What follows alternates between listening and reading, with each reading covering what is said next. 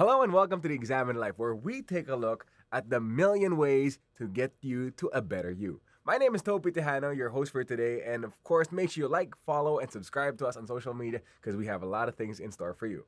Now, joining us today, though, we have a very, very special guest for this show, and allow me to read the introduction because he's really special to all of us. Now, he's a Renaissance man in his own way, with talents ranging from culinary, theater, technology, and fitness. Started from the BPO industry and as time passed began developing this blog, which is his passion project called I Can You Can, which is a platform designed to inspire and uplift the average Joe and the average Jane in ways inside and outside the box. Ladies and gentlemen, please welcome joining us for the show, Mr. Jorge Uy. Hello, George. Hello, Topi. Pleasure to be here. Thank you for having me. Of course, thanks for having us also. So George, welcome to the show. How you been lately, by the way? Good. Yeah, it's been really busy, especially for the I Can You Can blog that I created a couple of months ago or years ago. It's been really busy, a lot of exciting stuff. So a lot of these things you'll probably hear along the way as well. That's right. And we actually see each other in the running community too. Whenever I host events, you're always taking photos, and we're gonna get to that in just a few. But for those unfamiliar though, what's I Can You Can all about? I Can You Can started back in 2014, and when I initially started it, it was a blog for sharing recipes. Because I was so much into the culinary arts, I wanted to also share it to the general population, let them know that if someone who's not really culinary trained, if someone who just does it for passion at home or a hobby, can make these recipes using simple ingredients that you can get from the regular supermarket, you guys can do it too. So that's why we established the name I Can You Can. So if it's short of saying if I can cook it, you can cook it too. So it started with a culinary channel. Yes. So before all the photography began, before all the live streaming you would have on social media, it was a culinary channel. Purely cooking. All right. Now, what kind of dishes would you normally recommend back in the day? Mostly Filipino dishes, and then I got involved in Italian. I got involved in American culinary stuff, and I was a big fan of MasterChef, Iron Chef. The reality TV shows. So, were you a fan of Gordon Ramsay? Absolutely. So, would you behave like Gordon Ramsay in the kitchen? No. I mean, I get my own stress level inside the kitchen, and my wife normally just tends to walk away whenever I'm already in the zone, But it is kind of interesting, though, now that you mentioned it, that your wife is not the one doing the cooking in this situation, or is she? She's normally just behind the table watching and waiting for the food. Yes. Interesting. And like at the time, when you were beginning the culinary channel, did it have to be related to fitness and what have you? No. I was just concentrating on the regular ingredients, the cost-effective ingredients, and yet you can make something beautiful out of all these raw materials. I see. Pretty cool. It was just so it didn't really need to be about fitness right away. No. So it could be like, if I can make a cheesecake, so can you, kind of thing. Yes. All right. If I can make these blue cheese kick-ass burgers, then you can too. Sounds fun. Now, how did it progress from your culinary to fitness? So that's the interesting part of it. So when we were in the U.S. back in 2016, it was a very, very tragic period for the family, because this is when my dad passed away. Oh. And that was around April of 2016. I was still very much overweight. I think I was obese. And then after he passed away, it kind of triggered a series of medical tests throughout the entire family. Right. We wanted to make sure that we were all healthy. And that's when I found out that because of I was eating too much, I wasn't getting enough exercise, Right.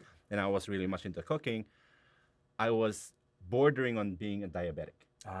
Because my blood sugar was really too high. So as soon as we received that information, when we got home back from the clinic after getting the results, I put my running shoes on. Oh, I didn't even call it running shoes back then. It was just rubber shoes that I got from an outlet store in Las Vegas. It was just shoes you would put on to think of doing something outside. Exactly. So I put on my shoes, and then I started, I think I was like 5 seconds into my jog when I was already on my knees, and I was looking, gasping for air already. I was really out of shape. I was 270 pounds back then. Wow. I was really big. That's pretty heavy. Yeah. And like for now, for our friends watching us on video, if you don't mind me asking, how much weight have you lost since then? Currently I'm at 205. Wow. So about 65 pounds, give or take a few. And I'm fluctuating, over the past few months. But still, something I've noticed as also somebody who lost weight myself. When you lose the weight, you worry about coming back. Absolutely, And absolutely. that's why the fitness thing has also become the habit. Yes. So going back to our question earlier, so the progression. So you started as 270, right? 270, and your first few activities, the first 5 seconds, it was pretty tiring. Very right? tiring. Right. But what pushed you to keep going? Because my father just recently passed away, I kind of made an unspoken promise to him that I'm gonna outlive you. I'm gonna outlive you, Dad. Whatever it takes. So as soon as I got past the first 5 seconds and I came back on my feet, I went as far away from my house in Vegas, as far away as possible. Okay. And that way I will be walking the same distance back. And it Ah. took me about an hour to get back home, only to realize I only traveled 5 kilometers or 3.1 That's miles right. in the US. So I was like, okay, we got to do this again tomorrow. And then day after day after day, I started really improving on my time until I started shooting for my own personal record. And I was in Vegas. I Right. had no idea of the running community here in the That's right, Philippines. that's right. I had no knowledge whatsoever. But in my own way, I did my research. And this is when the blog transitioned from cooking to, if I can. So can you? Yeah, exactly. So, and that's when I started researching on the proper shoes, the proper stride, how do you do your proper step, and then I shared it to my blog without even knowing if someone's really reading it or watching. So, and then eventually, my wife and I went back to the Philippines, and I said I still wanted to pursue my Okay. running, and this is when I got heavily involved in the running community here in the Philippines because I got to meet some people and that's when I realized that, okay, I appreciate it whenever I would see my own photos Right. after a run, Okay. right?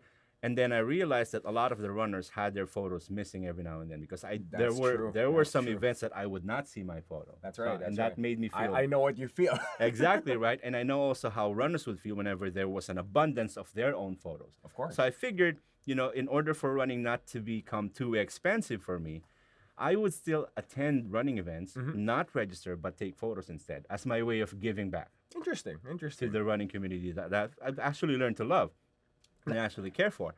And that's when the blog started to skyrocket from just 60 followers. I think it was around April last 2017. We only had like 60 followers. Wow. Today, last Monday, we crossed it over to 34,000. Amazing. Yeah, Amazing. very, very Yeah, yeah. amazing. The reason I was saying wow right away because I knew that 60 was a pretty low number, and right now it's in the thousands. Yes, I, yes. I watch your live streams almost every other week if I can, and yeah, I'm very very surprised at the following you have. But yeah, photography.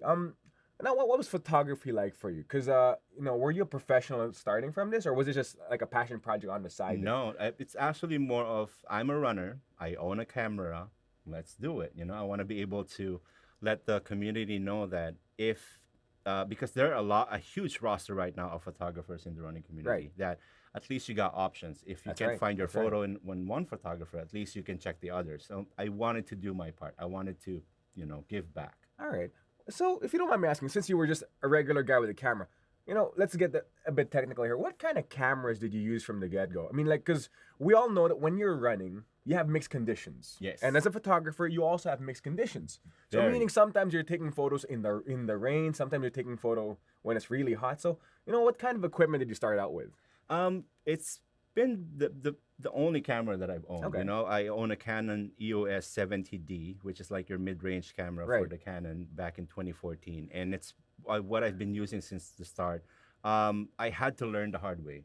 I had to really do my own research, kind of like the cooking stuff, That's kind of right, like that's right. running. I had to do my own research. I had to take lessons from YouTube of all places, and I had to really, incorporate all these things that I've learned and make adjustments as it happened during the event, because every minute counts whenever you're running. That's right. That's right. 1 minute the runner is in front of you, the next minute he's gone. That's right. Right. That runner's trying to runner's trying to get past his PR. Exactly. And not only that, the sunlight also changes. Ah, yes. Lighting Mixed changes. conditions. Yeah, and then the weather changes. 1 minute it's sunny, the next time it's cloudy, and That's then right, before that's you right. know it, it's raining already. So we had to really adjust by the second, not by the minute. Right. As soon as you take that photo, you need to review it and then adjust accordingly. So it gets really, really technical. Really? What was the first run you ever covered as a photographer? It was Fire Run last year. Oh, Fire yeah, Run. yeah. So you were there. What was that like? It was tiring, and the reason why I say it's tiring because when you're a runner and you see a photographer in Yeah. front of you, you just need to worry about yourself. As soon as you're past the photographer, you're done. You Right, get to the right. finish line. As a photographer, you need to stay there under the Yeah, sunlight yeah. or under the rain, regarding depending on the conditions, and then you need to make sure that you cover as much face as you can. Right, right. And that's it. And that makes it challenging, makes it more exciting as well, more fulfilling because as soon as you get home and you start reviewing these photos, you yourself as a person who owns a camera, you'd be like, wow, this is a great shot. Yeah. And that's when I started really improving my craft and doing my research how to make sure that you have the right angle, the right ISO, the right, Yes. shutter speed settings. Eventually it just became, something that triggers everything as the condition changes. All right, all right. And I could imagine it was a learning process. Question though, like this off topic though.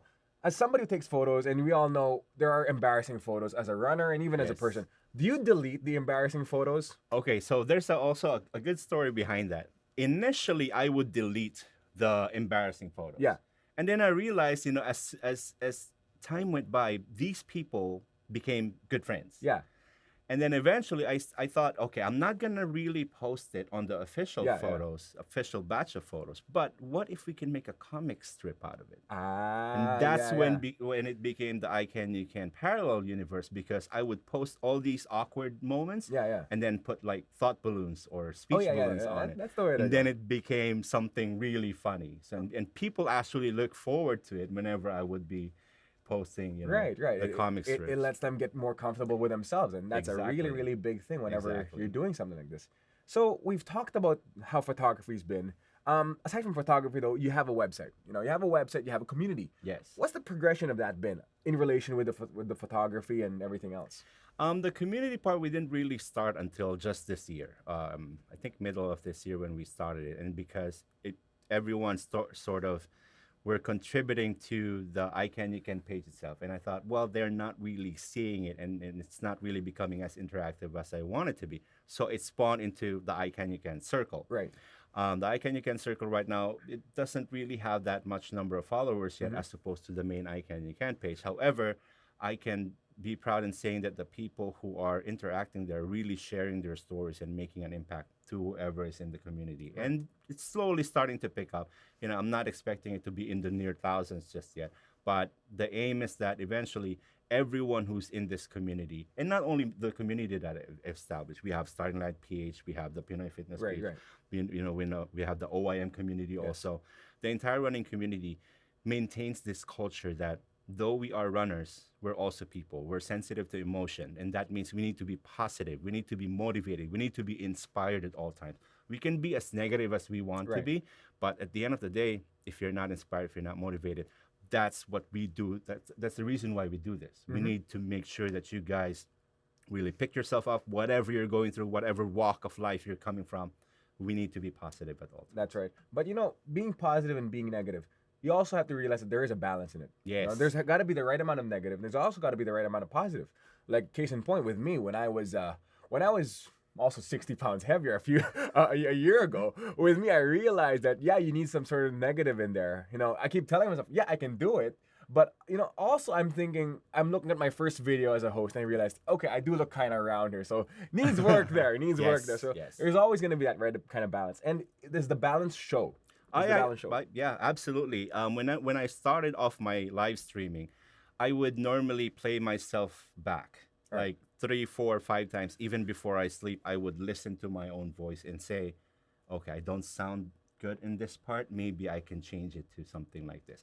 And then I would critic my own background. I was like, I don't like the background. I don't like the lighting. So I would really look into all these negatives, Right. and then incorporate into something that I can improve. Okay. So in terms of really coining it as negative, I would look into it as an opportunity Right, instead. right. Because then, as long as there's an opportunity, then you can improve on it. Right? Okay, So- okay. Now, we talked about that in a technical perspective. Now, I'm talking about the live stream. You mentioned live stream earlier.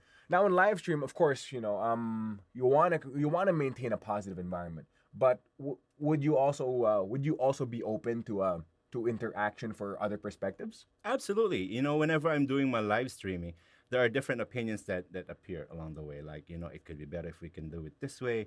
And that's why I normally maintain a certain script whenever I'm doing the initial minutes of Right. my streaming where, we appreciate feedback, comments, and recommendations, Right. as long as we maintain a certain level of, you know, politeness. Right, We right. A need to be family-friendly environment. Exactly. We need to be positive whenever we're delivering something because you can always say something in terms of message delivery, Right, right. but you need to deliver it a It's a certain matter of how level. it's said. Exactly, because at the end of the day, criticism will always be there. It's how it's delivered and how it's received. Because I can tell you something right Yeah, now, yeah. and you can perceive it into something totally That's negative, right, that's even right. though I'm just trying to help. So it's Of a matter course. of delivery and how you accept. Of course. And sometimes that's the scary part about social media is because sometimes you can mean well, but if you come off the wrong way, Exactly. it brings things completely to different proportions. Exactly, which is why I also involved myself into live streaming because before it became a live stream, it was just commenting on Right. social media and the running communities. And I figured there's no emotion in this and it can be easily misconstrued. That's right. So that's I right. engaged myself into live streaming because they can see how I deliver the That's message. right, They that's can see right. my eyes. They can see how I say things. And that way, there will be no misconception that this is how this guy really That said it. actually makes a lot of sense because sometimes when you look at the comment, especially as somebody on social media, I'll see a comment and realize, okay, that's what he said, and then you'll log off or something, you'll go on your merry way, and then you'll just leave it be. But sometime later you realize, is that what he was really saying? Exactly. And sometimes you don't really want that happening, Right, And right. all of a sudden, next thing you know, what used to be a close friend became somebody far away because of things misinterpreted. Exactly. That's why I engaged myself into live streaming because it brings it to life. That's right. That's right. You know. And it helps that your followers or your followers, and some of these people I also know, they also regularly join in. They regularly Yes. chime in, so to speak, and that's pretty nice. That's pretty nice. But of course, again, multiple perspectives. So it's also nice that you're giving everybody the how do I say this? You're giving everybody the complete 411, so to Yes, speak. So yes. everybody understands what so and so is saying. And so we're talking about live stream though. Now about the page though. Tell me, what's one of the most memorable photos you've had? One of the most memorable photos I had was when I took Crayola. Crayola. Yeah, 2018. I was invited to take photos Okay. by the team, and there was this one shot of a young girl running towards me. And when she was running towards me, it was the exact moment when all these colors burst behind her. Ah. So the photo became really instantly yeah. awesome. So Right. That's one of the most memorable. And then I have another one who I'd like to share. It was earlier this year during the PSE Bull Run. I was taking photos somewhere around McKinley West. Okay. So you can just imagine there was a good background of green. Yeah. And then the runners were heading towards me. And then I was shooting and I was noticing this one small figure far away, All right. probably around 200 meters away from me. And it was slowly inching its way towards me. When he was finally close Right. enough, I took a shot. And then when I went home, I realized it was like he was like 81, 82, 83 years old. Wow. That's why he was inching so slowly. Yeah, but yeah. the thing is, he finished it. Wow. He finished the run. And because it made that huge impact, I wrote it up and everyone just started sharing it until it got to the guy himself. Right. And I'm so glad that the photo eventually got to him because it really struck a chord. And It really you, struck would a would you chord. see him in the other runs after? I think that was the first out of 2 runs that I saw him. I saw him again eventually, and I took another photo of him, and I even thanked him and congratulated him for doing it. And then the reason why it really hit a chord in me is because if my dad was alive, Right. that would be him right now. Nice. Now that you mention it, again, the community, the photos, it helps that when you post a picture, it does become something everybody appreciates. Yes. From seeing the little girl or from seeing our from seeing our old friend there, you see everybody and you realize, hey, he can do it. If he can do it, Yes. so can I. Exactly. Following the Which also cliche. solidifies a universal statement such as I can, you can. I don't really think of I can, you can as a brand that I own. That's right. The brand I Can You Can is for everyone. It's for you guys because, and also I mentioned this during my live streaming that if I can tell myself, if I can tell my friends, my colleagues and friends, then so can you. You know, there's no excuses. This is an attitude where there should be no excuses. You need to do whatever it takes because you need to be stronger than your excuses, you know. And these are the statement shirts that I'm actually, That's right. you know, promoting because at the end of the day, if a regular person like me can do it, I can turn from obese to I think I'm still overweight, Right. overweight Still one though, right now. still. Then you guys can do too. So Also, let's do the Superman flex. Like, what do you got going on there? So there's the shirt. It's stronger than my excuses. I can, you can. We've talked about the shirts. Now, the shirts thing, was that like something you were planning from the long run, or was it just something that came off the top of your head? I think it was around August of 2017 when I started thinking about the shirts. And the reason for that is because I want to. My brother and I were discussing, and he's into entertainment. Right. And he mentioned that whenever he would be wearing his ACDC shirt, Right. he would feel like he can belt his voice out and be as powerful as it can sound. Right, right. So I said, you know, a simple shirt statement can make that kind of impact. And I remember registering for a virtual run for Takbo.ph, and there was a 200-kilometer finisher at the back of my shirt. And whenever I would wear that shirt during my practice runs, I would feel more powerful. That's right, that's right. Like there's more energy to it. And I felt if a simple statement shirt can make that kind of impact, what if there was a stronger statement behind it? That's right. A more powerful statement behind it. So my sister, who's based in Las Vegas, my wife and my brother and I were brainstorming on what could be a good statement shirt. What would make you feel stronger whenever you're on the road? And then that's when it spawned into, well, we just need to be stronger than our excuses because at the end of the day, as athletes, as fitness enthusiasts, our excuses get in the way. Right. It's too early. It's raining. I feel tired. I feel sore. These are all excuses, you know, at the end of the day. And we need to be stronger than that. So what could be a good and fitting shirt then stronger than my excuses? And eventually it started from like 30 shirts. Now, I think the last inventory count that I had, we were able to sell around 1,700 shirts already. So, and we're not really selling it to make profit, you know, because this isn't really the bread and butter of the family. It's more of as long as you guys feel motivated, it's pretty much just yours already. And you know what's cool about these shirts is sometimes, you know, whenever we go to these runs, whenever I go to these runs, or even when I'm in the gym, sometimes I'll always see that average Joe, the average Jane. I'll see them wearing an I Can, You Can shirt, and I realize, hey, that's George's T-shirt. I know the guy who made that. You know, I know the story behind I Can, You Can. We did it. What was that? I did my second half marathon with you. Then we ran into each other at the Mall of Asia grounds, and it was like, hey, I know that shirt, and that was the first thing I noticed. And you weren't the only one wearing it then. Yep, that's what I had noticed. And what's beautiful about the concept is that it not only affects the person wearing it, it also affects the people who are reading it. As soon as you come across each other on the field, the person reading it, you know, the receiving end of the message would be like, wait, if he's wearing something like that and he says he's stronger than his excuses, I can do that too. That's right. You know, there is something motivating about doing a 21K. And again, this is personal perspective. When I was doing the 21K, it was my second ever, you know, so I was kind of still getting used to it. And then I see a T-shirt that says "stronger than my excuse," and I realize, okay, I don't feel as tired. I don't feel as tired. I can do it. I can do it. You know, mind you, I didn't buy the T-shirt, but still, you know, that's all right. But still, it's added motivation that I did appreciate. You know, and exactly. Sometimes you just need a little bit of everything to keep you going. You know, you can find a lot of sources of inspiration and motivation on the road, not only with the shirts that we provide in I Can You Can. You see someone in front of you who's about twice your age or twice your weight, but they're doing better than you. Yes. And then eventually you'll realize, I can do that too. So it becomes a source of motivation on the road. So motivation and inspiration is everywhere. You just need to open your eyes and be positive enough to find it. That's right. And talking about opening your eyes and being positive though, what are some of the goals you ever had whenever you began to page in the community? Initially, the goal was just to be positive about what I do and let them know that here's an average guy, and I'm sure that he has his own issues, whether at home, whether at work, in relationship, whatever you.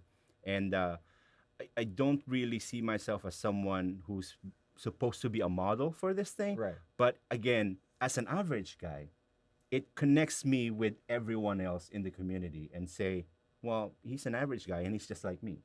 He's an average guy. He watches Netflix all the time. He engages in YouTube. He loves food, for crying out loud. He's like me. Right, right. So if I can connect to that kind of deep level with everyone, or at least one person, then the goal is to change one life at a time. Right. Until eventually you'll see all these people starting to pick up and say, well, they were able to do it. That's What's right. my excuse? Okay, okay. Now, we're doing about the I can, you can thing. Now, there are common misconceptions that we have whenever we go into fitness. Yes. All right, and a lot of people hear about it, like running is hard, I don't have the time. We've talked about this already. Yes. Now, what are the most common misconceptions you've encountered from people who want to get into fitness?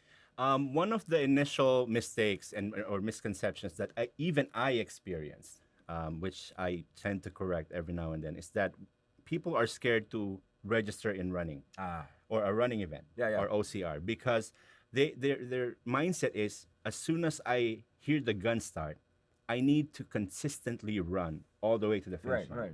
And that's the misconception right there. That's right. You can walk. Of course. You can stop. You need to stop. You can pause. You need to take water. You need to rest. That's the misconception. That's why people are afraid of it, or the newbies are afraid of it. I think newbies panic because when you're running and you see somebody passing you on your right or on your left, you realize, I think I'm falling behind. Exactly. You tend to feel afraid. You tend to feel demotivated and uninspired, right? So that's the misconception. Do not be afraid to start. I guess that's the message or the misconception that we want to correct. Do not be afraid to start. Take that first step because eventually and I think it was a couple of days ago when there was this person I was speaking with, and she was afraid to register. And I was like, run with me in one of my running, events that I registered to. I will run with you from starting line all the way to the finish line, and I'll let you experience that. It's not as bad as you think. That's right. As long as you start, eventually it's just a matter of time before we get to the finish line, and that's all there is. So that's one of the misconceptions. Another misconception would be that you need to be really, really disciplined. And to a certain level, that's true. As someone who's engaged into fitness, you need to have this mindset that you need to be consistent with your food, with your training, with your exercise. But at the end of the day, we're just human beings. We have our cravings. Right. And one thing that I realized is that as long as I'm not giving in to that craving, the more I eat. So I was like, when I started off this whole thing, I was craving for Twister fries, and I was in Vegas back then. Yeah. I was craving for Twister fries, and the closest place that I can get it is Jack in the Box. Okay. So I figured, okay, it's a 5-mile run. It's a 5-mile walk away. You know what? I'll run. I'll jog to Jack in the Box. Eat what I'm craving for. Feel satisfied, and then run my way back. All right. So it became a source of motivation and also a reason for me to exercise. Yeah. Pretty interesting way to go. You motivate yourself to eat more junk food. Exactly. But the thing is, what I realized was during the 1 week that I was not giving into that craving, I was eating more food. Okay. Because I wanted to feel satisfied. That's right. But the more I ate, the more I realized I'm not getting satisfied. Of course. I'm eating more. Right. What if I just get it over with? Yeah. So I took the fries and I took it for like once a month. Okay. I would just give in to that craving. And then eventually, because the craving was already satisfied, right, I stopped. Yes. And then I just went on with my exercise and with my running. That's right. That makes sense. You have to slowly wean yourself off the food you like. Exactly. All right. So what's one of the foods what's one of the foods you kind of gave up when you got on the weight loss journey? I gave up Big Mac. Big time. Like Big Mac, quarter pounder I would still eat, but I would remove the bread. Okay. Because it's still protein. Right. Yeah, you need the protein. That's right. That's right. You need the protein. And I had to give up the chicken skin. I had to give up half of my rice. Chicken skin, man. I know, right?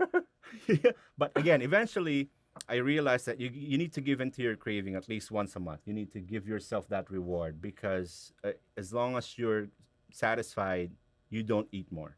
You can consider as long as you're not eating what you like once a month.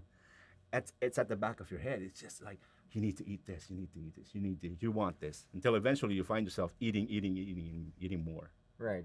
We're talking about rewards here, but What's one of the most cherished moments and rewards you had from I Can You Can? Um, from the page itself, one of the rewarding moments that I've had was when I got invited by Garmin, Wow. Philippines.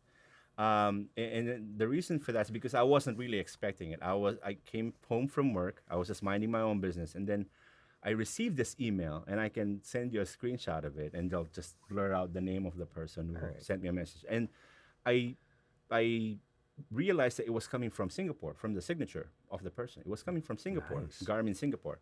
I was like, this has got to be spam.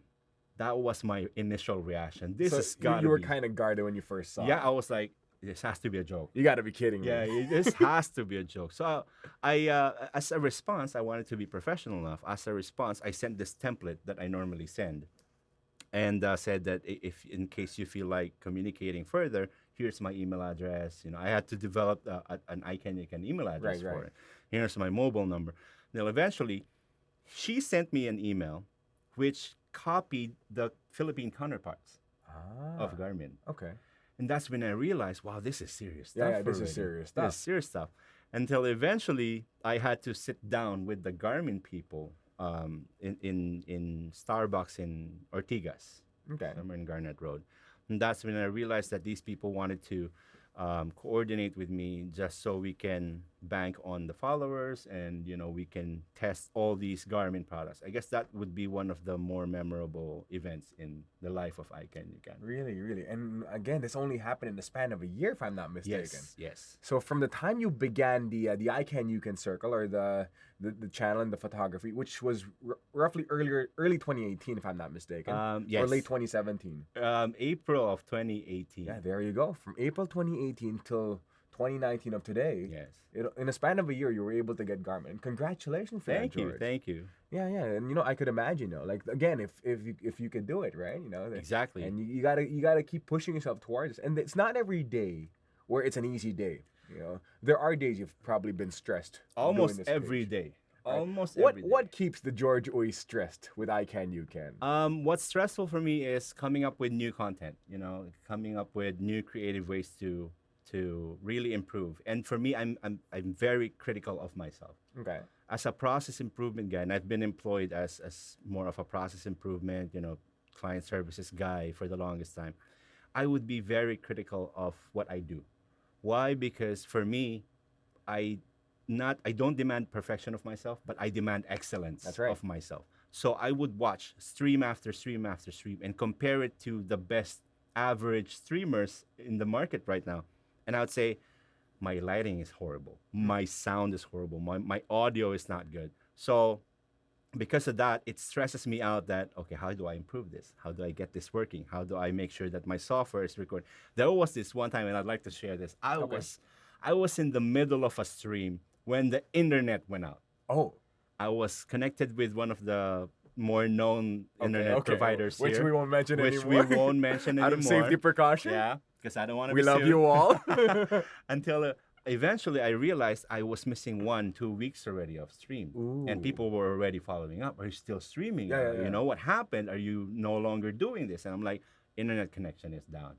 This happened around May or June of this year. Just this year. Okay, that kind of makes sense. I'm piecing it together. Yeah, and that was really stressful because I was like, people were already following up, right? And I was in Korea back then because my wife and I were celebrating our wedding anniversary. Happy anniversary. Thank you. And as soon as I came back, that was the first thing that I had to address. Imagine coming back from vacation. Yeah. The first thing that you should be worried about is work. Right. Your employment. But I wasn't worried about that. I was like, how do we get this stream back online? So I connected with another internet service provider, and because they were kind enough to connect it immediately, I was able to get back on track. And then because the speed was improved, now people were noticing with the quality of the video, okay, the background is now being more noticed because it's no longer blurred. Okay. My initial speed was 10 Mbps. Right. And because it was just 10 Bps, the background was sort of blurred whenever I was doing my live broadcast. Now, because the speed has improved, the HD quality now is starting to kick in. Okay. And now people were noticing. So I had to make improvements again. So you had to make sure your background was something that's legit. Exactly. So now That's where the stress level is coming Right. from. It's how you improve yourself. Do you become better? It's kind of like running. How do you improve your speed? How do you improve your stride? How do you make sure that when you're inside the gym, you're making everything count? That's right. And I told myself, I'm streaming anyways. I might as well do it better for not only for myself but for the people who are also watching. Because otherwise, what am I doing this for then? That's true. That's true. It's very, very nice. You always have to be a critique to yourself. Yes. Because when you critique yourself, basically you are your you are your biggest critique. Exactly. You are your biggest critique, and it helps that that you're looking at it in different perspectives, and you're not in love with the spotlight. Because when you are, that's how you get complacent. Exactly. So to speak. Exactly. And complacency is always the enemy of progress. That's right. And again, thank you very much, George, for spending your time with us here at the Examined Life. You are Truly, very welcome. our viewers have appreciated what you've given us today. Now, before we wrap up the program, though, do you have any messages to our friends listening? Well, thank you for watching the stream and the podcast of the Examined Life. And I urge you to go to I Can You Can Facebook page and Instagram and follow the page. And that way you can also see what it's all about and why people are getting inspired and motivated and becoming more positive. And that's all we want for the community. All right, there you have it. Thank you very much, George. Thank you, Toby. And I am looking forward to seeing you on our next run. Absolutely. And there you have it, ladies and gentlemen. That has been Jorge Uy from I Can UK. And as you always say, if I can do it, so can you. Thanks for spending time with us. Make sure you like, subscribe, and follow us on social media because we got a lot of things in store for you.